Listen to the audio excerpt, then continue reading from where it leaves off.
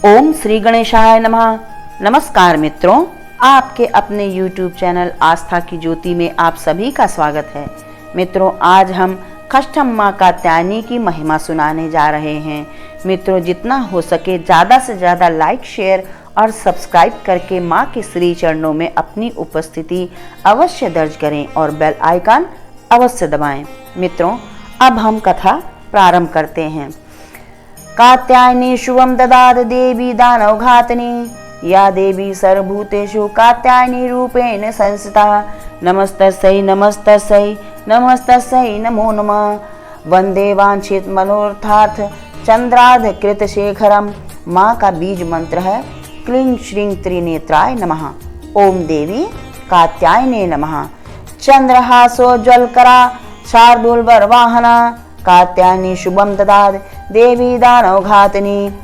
माँ का क्वच मंत्र है कात्यायनो मुख पातु काम स्वाहा रोपिणी, ललाटे विजया पातु मालिनी, नित्यम सुंदरी कल्याणी हृदयम पातु जया भगमालिनी।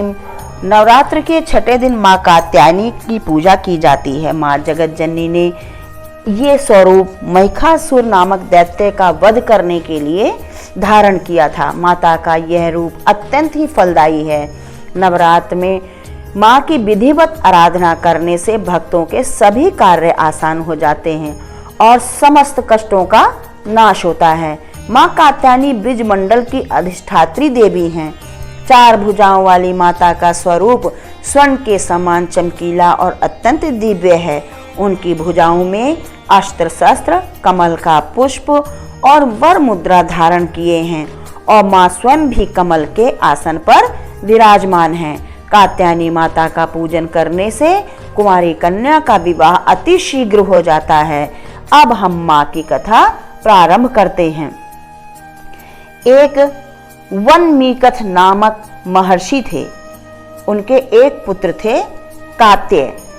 इसके बाद इन्हीं कात्य गोत्र में महर्षि कात्यायन ने जन्म लिया। उनके कोई संतान नहीं थी। उन्होंने माँ जगदम्बा को पुत्री रूप में पाने के लिए घोर तप किया। उनकी तपस्या से प्रसन्न होकर माँ ने महर्षि वर मांगने के लिए कहा। इस पर महर्षि ने उन्हें पुत्री रूप से पाने की इच्छा बताई। माँ ने वचन दिया कि वे उनके घर पुत्री रूप से अवश्य ही जन्म लेंगी। उसी समय महिषासुर नामक दैत्य का अत्याचार दिनों दिन बढ़ रहा था। देवी देवता उसके कृत्य से परेशान थे। उस समय तीनों देव के प्रभाव से माँ का जन्म कात्यायन महर्षि के घर हुआ। इसलिए माँ को कात्यायनी कहते हैं। कात्यायन ऋषि ने माँ के जन्म के बाद सप्तमी, अष्टमी, नवमी तीनों दिन तक माँ का पूजन विधि पूर्वक किया, जिसके प्रभाव से माँ कात्यायनी ने 10वें दिन असुर महिषासुर का वध किया और सभी देवताओं को निर्भय बनाया। या देवी सर्वभूतेषु माँ कात्यायनी रूपेण संस्थिता। नमस्तस्यै नमस्तस्यै नमस्तस्यै नमो नमः। नवरात्र के छठे दिन माँ को शहद का भोग लगाया जाता है। संपूर्ण विधि के साथ माँ का पूजन किया जाता है। पूजन की विधि आप डिस्क्रिप्शन बॉक्स में आस्था की ज्योति चैनल पर जाकर प्राप्त कर सकते हैं।